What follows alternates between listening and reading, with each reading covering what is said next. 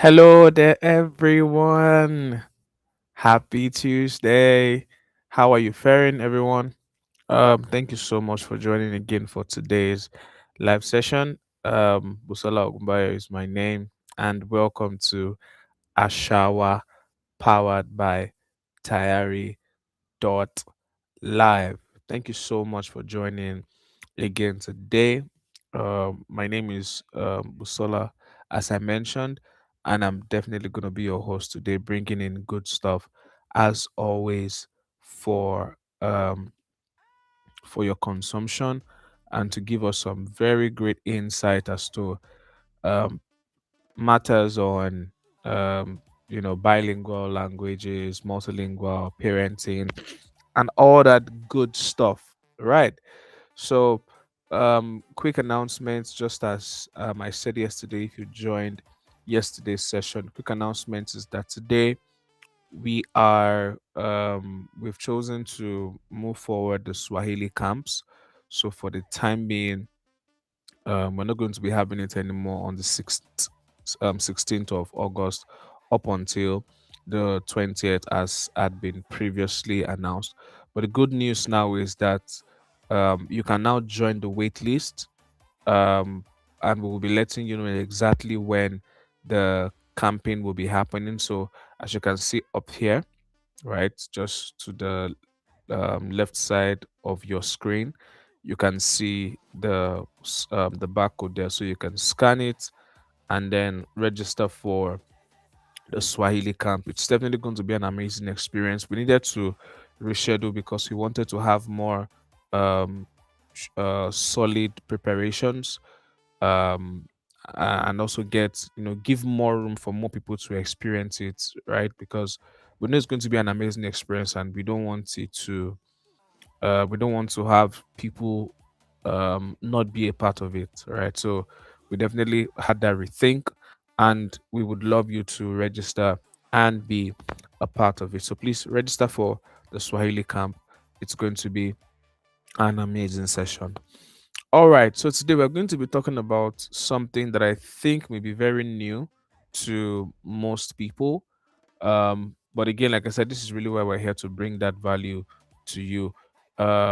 It's not new in the sense of the experience, but you may be hearing this sort of description for such an experience for the first time. So today we're going to be talking about the third culture kids. Who are they? Really, you could kindly drop a word in the comment section. Let me know exactly what you think. Third culture kids, who they really are. I mean, how do we define them, and all of that. And I think this topic is very important because this is really where most diaspora kids fall into. Although I'm going to put a little bit of clarity into exactly who a third culture um, is, because there are a few misconceptions around, because what's it called now? Because a child uh, is multicultural, means they're a third culture kid. No, there's a specific nuance around this specific concept, which is exactly what I'm going to be, um, helping us gain perspective in. We'll define who they really are.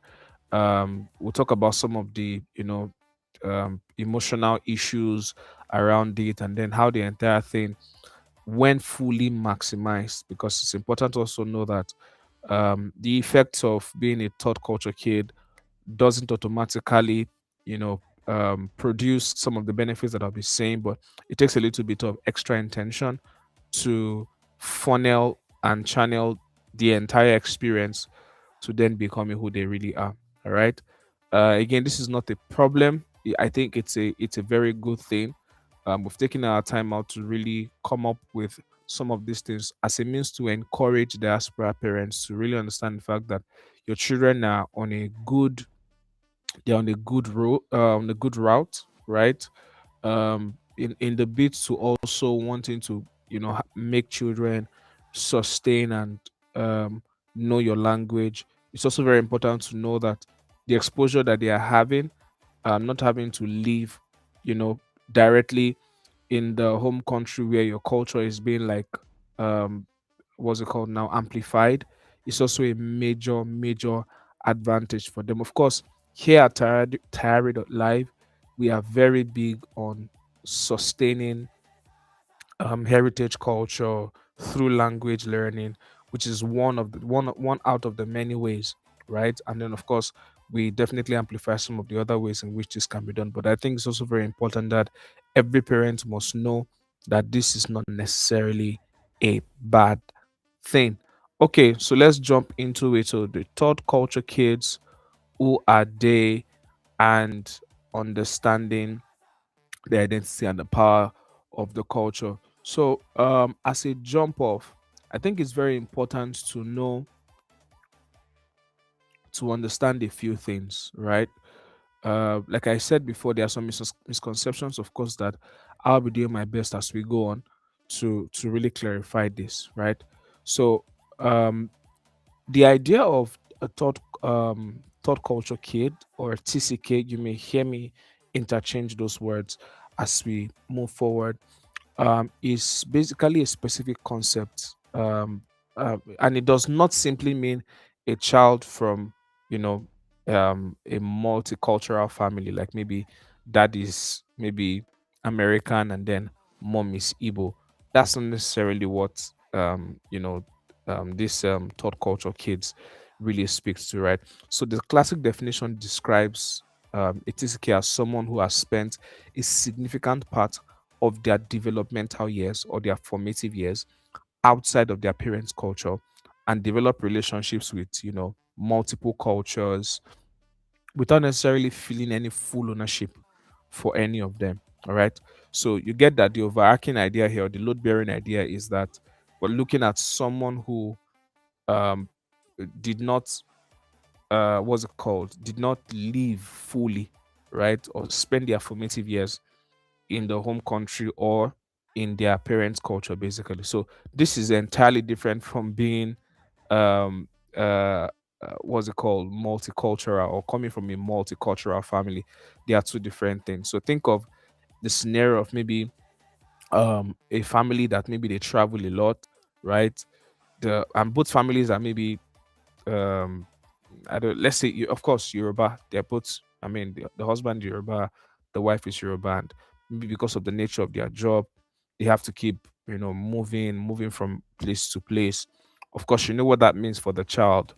What that means is that the child will then begin to interact with different, culture, different environment. And when we even say this is not just even about the physical environment alone, because you know somehow even interacting with the internet also contributes to this.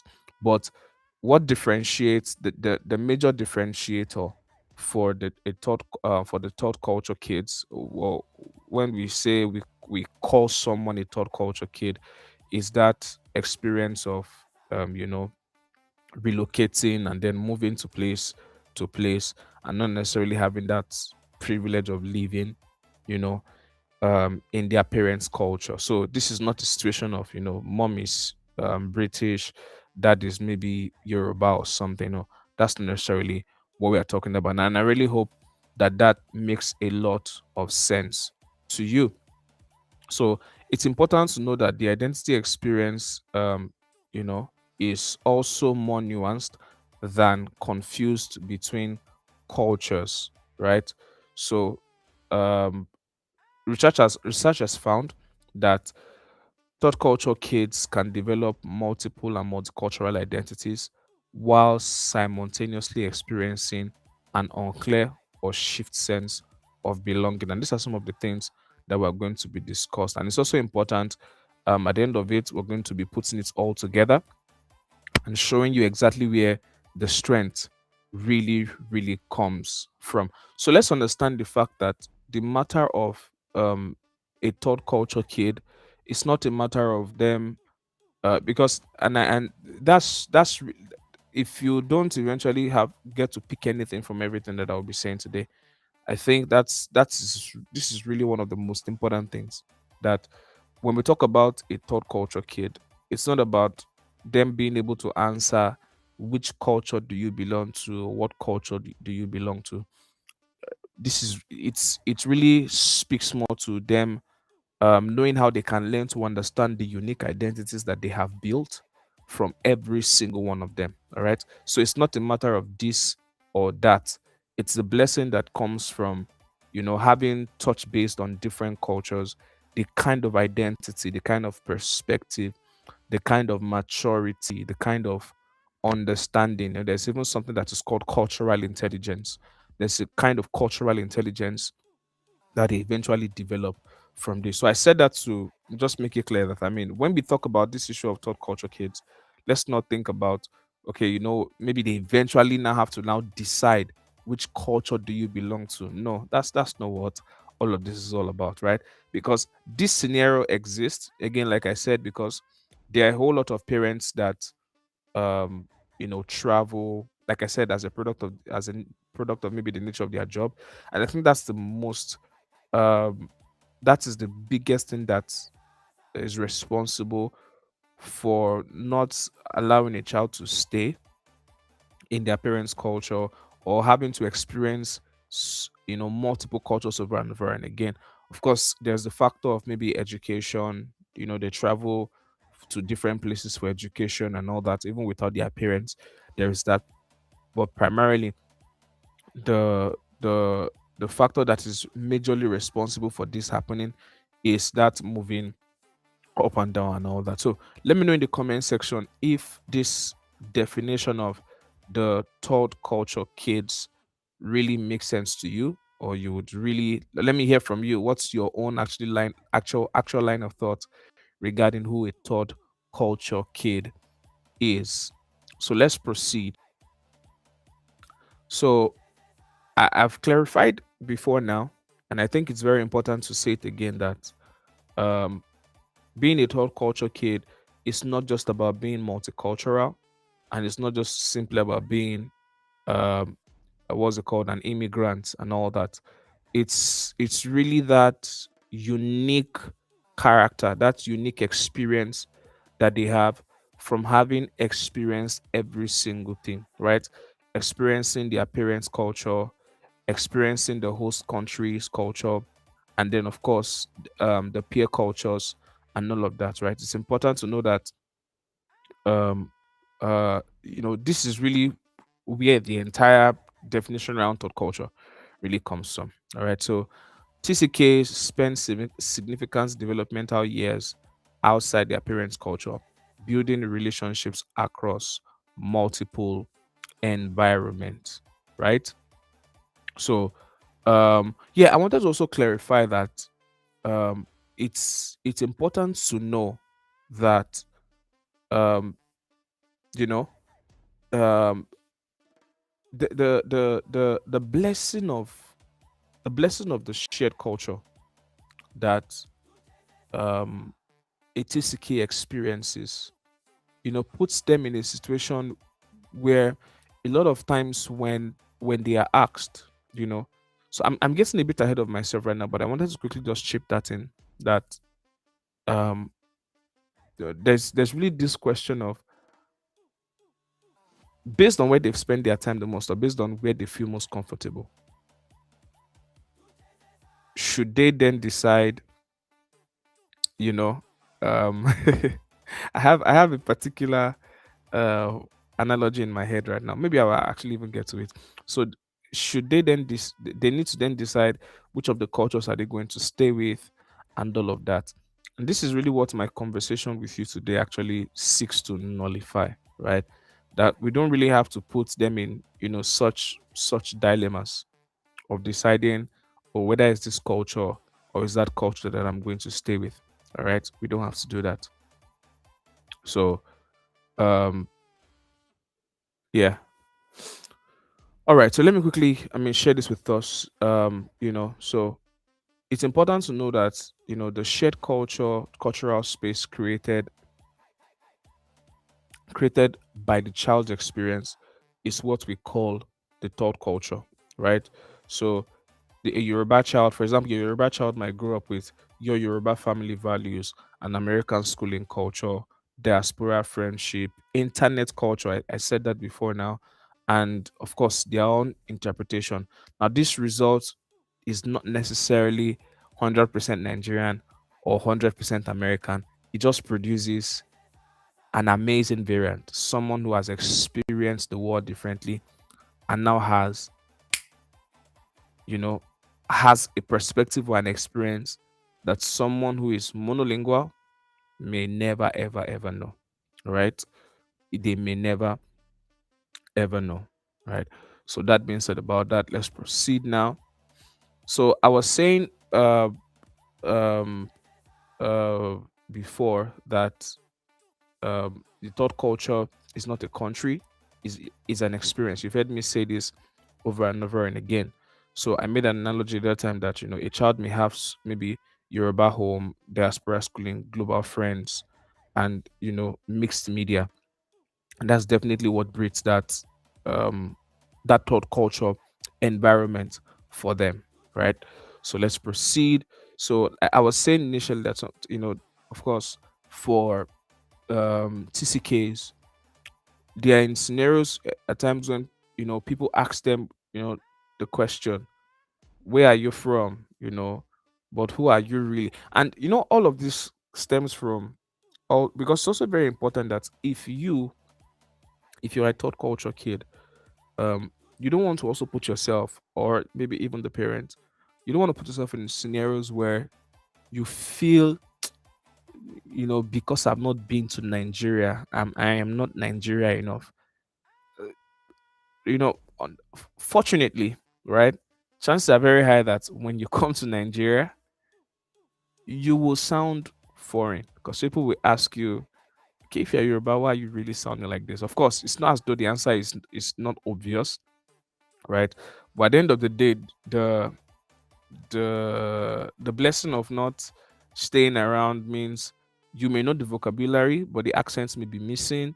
You may understand the words, but the accent, and because a lot of times, even when you know the vocabulary, what gives you away, right, is the accent, right? What gives the child away is their accent, and a lot of times is really what validates for many people, right? So, of course, so it's very important that you don't also put yourself in that situation where you feel it is until I've traveled to Nigeria that is really where I you know, feel Nigerian and all that. And of course, when you're mixing with your cross you know other culture, geography that you're in, could be the United States, could be the United Kingdom, in Canada, whatever, first world nation or other nation that it might be, because they will ask you, like, I mean, where are you really from, and all that, right?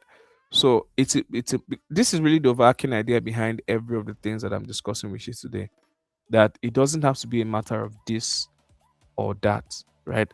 So the correct, and when they ask you all of this question, the correct answer should not necessarily be, uh, Nigeria or this. But of course, you definitely want to identify with one country, because of maybe where your parents are from and all that. But I think it's important that you put forward, that unique experience that you have had. So the question should not be the question of, which culture are you from. It should be a question of what cultures have helped make you become who you are, right? What cultures have helped you become who you are?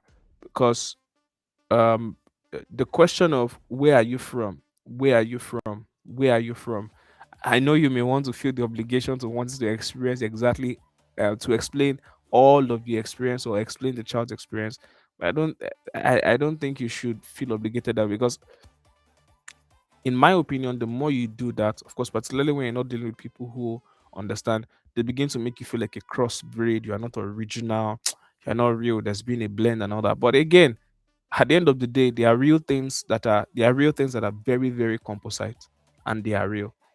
This unique experience is not something, of course, that vocabulary already gives it away.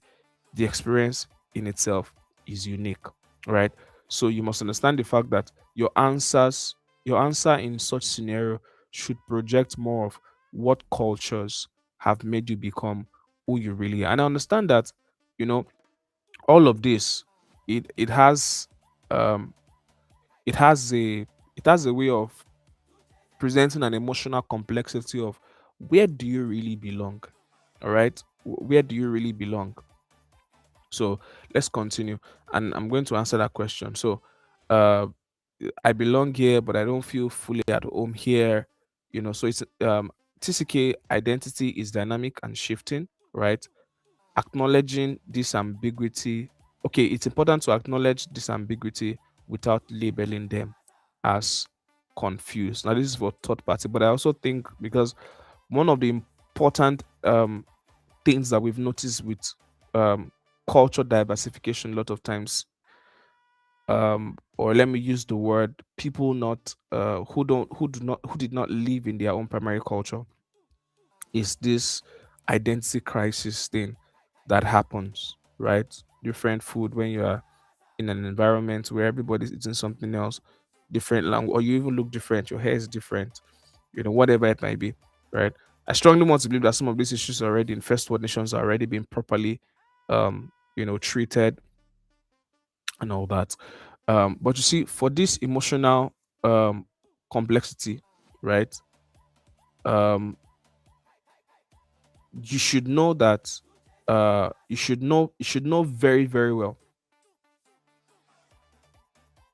You should know very, very much that, like I said before, the the answer is not for you to choose one place. Understand the fact that the mixed experience that they've had or that you have had in itself is a blessing. So I have a few things that I've commented here that I would like to share with you. Now it says that research on TCK identity describes themes including identity negotiation, cultural multiplicity, um, belonging everywhere and not belonging anywhere, right? And then finding a sense of home among people who share similar cross cultural experiences, right? So you like you cannot understand until you find someone who probably has gone through such a thing before. All right. So um okay, I already mentioned before that you need to deal with that not enough culture. Again, like I said, you don't necessarily need to travel to Nigeria to the Yoruba land to really feel now I am now a Yoruba person. No, don't fall into that trap. All right. Don't fall into that trap. Your your multicultural blend is a unique one and it is a blessing. It is unique, it's a blessing. And you'll be hearing some of the what's it called some of the uh some of the blessings that comes with it, right? I'll be sharing that with us as we go along the way.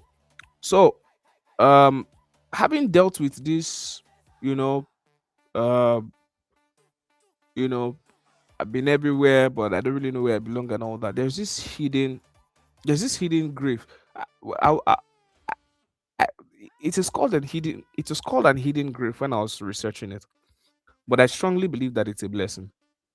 All right. And what is that? Right? It's the blessing that every new beginning carries a goodbye. Because this is really what the experience of every TCK has been, right? They leave Nigeria, they move to Swaziland. There's an amazing host I'll be bringing anytime from now. Cheseline, amazing. She's just someone you want to listen to because she's been in this in this what's it called in this scenario so much, and I would really want to bring because when I share things like this, it feels like you don't know exactly what I'm going through and all that until when you really hear from someone who has been there before. And I'm really looking forward to that session because she'll be sharing a whole lot of insight and quite a number of amazing stuff that will blow your mind off. All right. So, but that being said, the typical life of the TCK, involves, you know, uh, new beginnings, and then carrying a goodbye and all of that. So you see them, the new country, new opportunity, new adventure, but then What happens is that, new friends, they lose friends, new school, they lose friends, new homes, new communities. And then, of course, based on where they reside, they then begin to adjust to new cultures and all that. So it's that experience often includes the child repeatedly, or you repeatedly losing friends, schools, neighborhood routines, communities, and familiar environments. And uh these losses, again, I called it an hidden grave, but these losses are really where the advantages lie, right? Because it's an amazing opportunity. All right, I know the emotional cost can be overlooked, right? It can be overlooked, but if you look at it with respect to the blessing, because there is this there's a systemic what's it called, literature, it's systemic literature review identifies the adjustment as a significant part of the TCK's life, right? Uh while they are moving about, you know traveling and all that, there's that unique perspective and that um unique ideology that you are developing as as that is happening. All right, and this is what I really want you to hold as a strength, right? It's important that you should know that, because someone may feel, I mean, whether you like it or not, this is damaging the natural cultural tendencies of the child, but that's not entirely true. It's not, being a TCK does not mean you are damaged. It doesn't mean you're damaged. It in fact presents a unique breed, a unique breed that not everyone can know what it feels like. All right. So let me quickly read something to you. This one says, um, okay, yeah. So this says that the systemic review literature. I think that is a not that I think. Forgive me. That's a research. The systemic review literature identifies adjustment as a significant part of the TCK's experience. I think I've said that before. While the established TCK literature has long discussed grief, loss, ruthlessness. Oh, there's ruthlessness. Yes, of course, and transition, you know, as part of the experience. So, but I think it's also important to know that as much as we identify some of this pocket of challenges, it's important to know that this does not mean that being a TCK means you are a damaged child. All right. So again, having said all of these things, for a multicultural person with a different perspective, in all honesty, convenience and home for them will travel beyond geography, right? So for TCKs, home is no longer about geography. It now becomes more about people, languages, communities, the food that they experience, the memories that they have, the music, the different music they've experienced, forgive me rather, the different rituals that they've experienced, the routines. We mentioned that before, right? So home does not, for people like that, home does not become one place anymore. It now becomes these different experiences that they have as they begin to experience different culture. I'd like to say again one more time, because you may be living in, maybe for example, you're living in Nigeria and then you've lived in um Enugu, you've lived in Lagos, lived in Port Harcourt. For example, even myself, I lived in two different parts of Nigeria. I think four, not I've lived in four. I've lived in Sokoto State, which is the northern part of Nigeria. I've lived in Ibadan or your state. I've lived in Lagos State. I've lived in Ondo State, right? Where else have I lived in? I think those are the four different places. Yeah, I've lived in Abuja too, but not for too long, right? So, but that does not make me a TCK. That is still within Nigeria, right? And the Nigerian culture, right? So that doesn't make you a TCK. I just wanted to, I mean, reiterate that all over again. That really what makes you TCK is that in your formative years, you have moved, you have lived outside of your parent culture or original culture or cultural environment. All right. So it's important to know that for you as a TCK, I mean, uh, what home means is no longer just you. Your mind no longer maps home to a geography anymore, right? You now find, should I say, convenience, or you find that satisfaction in that scenario, or that continuous event of experiencing different cultures, moving from place to place. So yeah, that being said about that. All right, so before I really touch base on this, I'd want to check the comment section if there is anything that has been shared with us yet. Okay. No one has given their unique perspective yet, but it's okay. It's all right. All right. So, um, yeah. So, like I was saying, I think it's also very important to recognize, um, particularly for you as a parent, and I know specifically that this was, to be very honest with you, this third culture kid thing was really the basis for starting out Tayari.Live. Like, you see this, the necessity for helping to balance this kind of issue is exactly what birthed Tayari.Live as a company. All right. So um it's important for you as a parent, or for us as parents, or for all the parents out there, um you know um let's not be bothered, about, you know if my since my child, I mean, does not, I mean, um uh have not been in one culture for a long time. Like, how do I help them to really balance, you know and to help them build a strong identity and all of that. But it's that challenge is coming from from narrowing,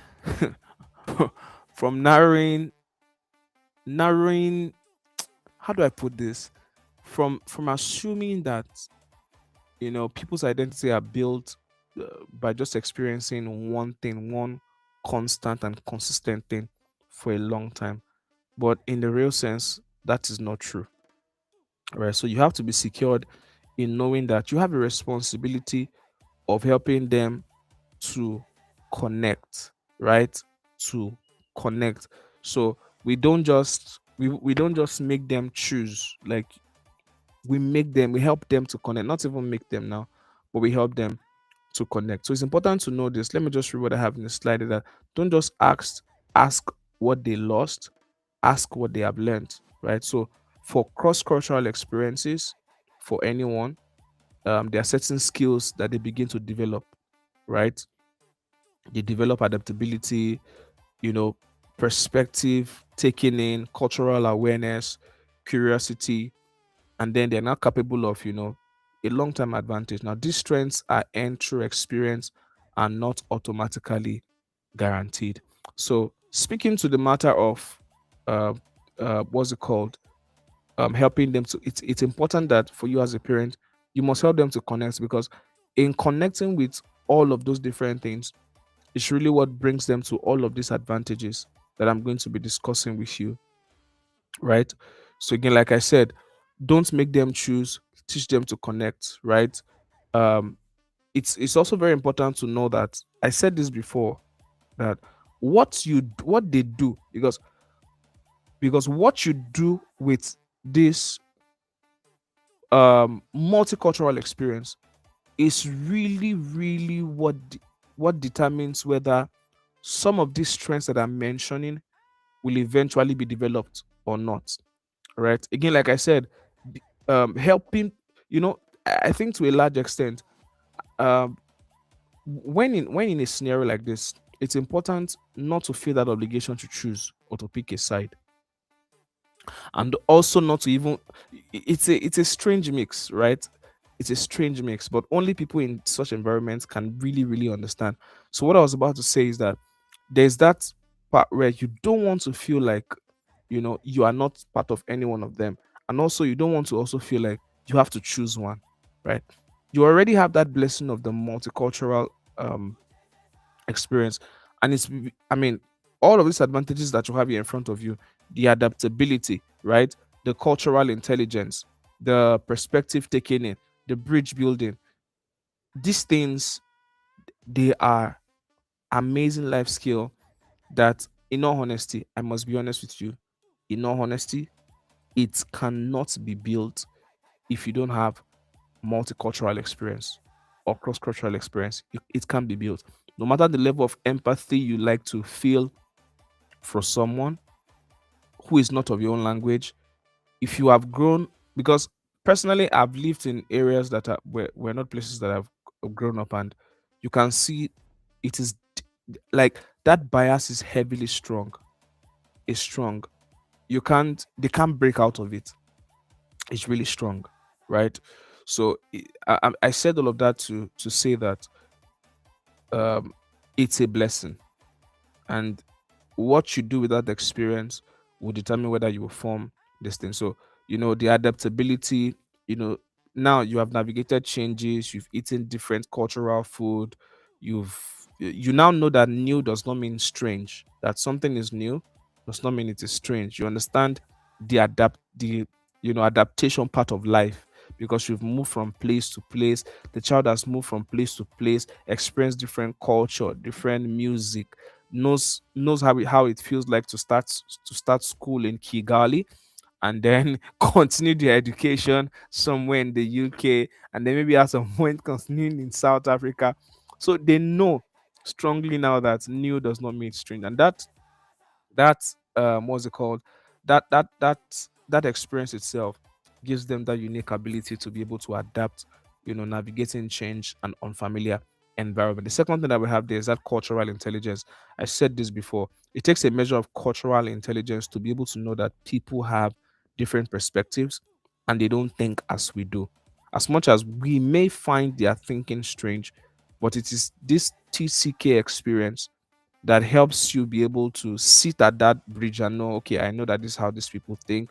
I know that this is how we think in the Yoruba and the Yoruba culture. I know this is how we think in the UK. I know this is how people think in Italy, right? So that experience in itself gives you a cultural intelligence. If you ever have an opportunity to be in a place where you need to be that bridge builder, I'm actually getting there. It gives you that ease, and then you also know you can understand the reason for people's decision. You know that people don't think exactly the way you think, right? So there's also perspective taking, right? Understanding multiple viewpoints. I said that already, which is as an extension of that recognition that people don't think and see the world the way people don't, and the way you do, or people see the world differently, right? And then the next thing that we have there is the bridge building, connecting people across cultural differences. It becomes a huge strength for you again, but like I said, these things don't happen automatically. What you do with your I mean with your um multicultural experience is really what determines if all of this will eventually be built. And of course, I'm making this effort to help you see it so that you can also begin to interpret your experiences from this lens. And it will also help you to appreciate exactly what is happening with you and your unique experience. Of course, the last thing that I mentioned here, which is an advantage, is that the child will have a global mindset, seeing beyond one single culture's lenses. I've been like I said it before, that I've lived, and I've not even, I mean, maybe except for the cross culture that I've experienced is the people of the Niger Republic, right? Those are the ones that I've really experienced. Um, but even here in here in between, like in Nigeria here, I know this experience where I have met with people who all their life, they've only known one culture, one way of thinking. They've only interacted with those sets of people all their lives. And so when you come in as a foreign person, it is very difficult for them to relate with you. Very difficult. Very difficult. So your TCK position, your third culture kid is developing amazing life skill. Amazing life skill, right? Amazing life skill. And of course, definitely their difference can then become a way of connecting and then, easily connect with people of different culture. So it's important that as parents, we give them roots and give them room to grow. So help them to connect, right? Um, this helps them to connect, find communities. Okay, so how you can help them, how you can give them room and help them, give them room to grow is help them to connect, help them find communities where their experience feels understood. And this is exactly what we do here at Tayari.Live. I'll still get that in a moment. Also empower them, teach them that they don't have to choose between cultures. The blend already in itself is the biggest blessing that has happened. It's one of the biggest blessings that has happened to them and with them. And then next thing is that you listen to them, let them describe their experience instead of defining it for them. Validate them, right? Don't dismiss their identity questions. Validate is normal. You are not the only person that feels that way, and it's not a bad thing, right? Let them see some of the superpowers. Of course, let me use the word superpowers that I've mentioned: the adaptability, the global mindset, the cultural intelligence, and all of those things. Help them see it that they are developing things like that. And then of course, persevere, keep meaningful connections to the family, and then language and heritage. This preserve, forgive me, preserve rather, preserve. um you know um there's this talk I had about this. What, don't let me go there so that I don't take too much time. But so basically, help them to preserve as well. So you don't have to give your child one identity, help them build a strong one. It's very important. So as I wrap this up today, so it's important to know you don't have to choose, you can belong to the whole story, right? Your TCK is a blessing. TCK holds multiple cultures without erasing any of them. So and this is really what we do at Live. We help, we're building a community of diaspora kids like this who have experienced this kind of culture shifting experience all their life as they grow. And then we help with connecting with the language. Currently we're focused on Swahili and Yoruba. You can check the app. It's Let me leave the QR code here so you can scan it. Uh, yeah, so there it is. So you can learn Swahili here. You can learn, of course, the tag you have here, but you can also learn Yoruba as well too. All right. Yeah. So this other one at the top right corner here, that one exactly is the link to the app. So kindly, check it up. Let us know what you think. If you have any questions, it's actually an amazing website. It is gamified. One of these days, we've been doing a bit of a overhaul to the website. And one of these days, I'm going to be bringing to us a session that walks us through the entire experience on the application itself. So, having said that, I'm going to be bringing this to a close. So, let me know what you think in the comment section. Um, if you have experienced things like this before, what do you think? Do you think everything that has been said here is valid? Is there something unique you're experiencing that we have not even touched or said anything about? Let's know in the comment section as well. My name is Ogunbayo Busola Patrick, and I've been your host, and I will be your host on Ashawa, bringing you so much value, with respect to language, being multilingual, being bilingual, and all that. And I want you to kindly follow our content, subscribe, also follow us on Instagram and every other social media platform. We bring very valuable stuff with respect to language and culture to you every single time. Thank you so much, everyone, for joining in today.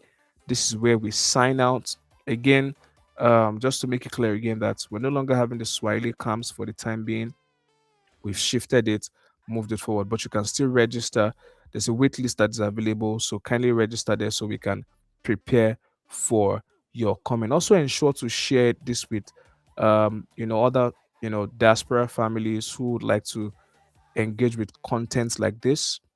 It's always a joy to see that what we are doing is meeting your need directly. So thank you again. My name is Busola, and I will see you in the next one. Bye for now.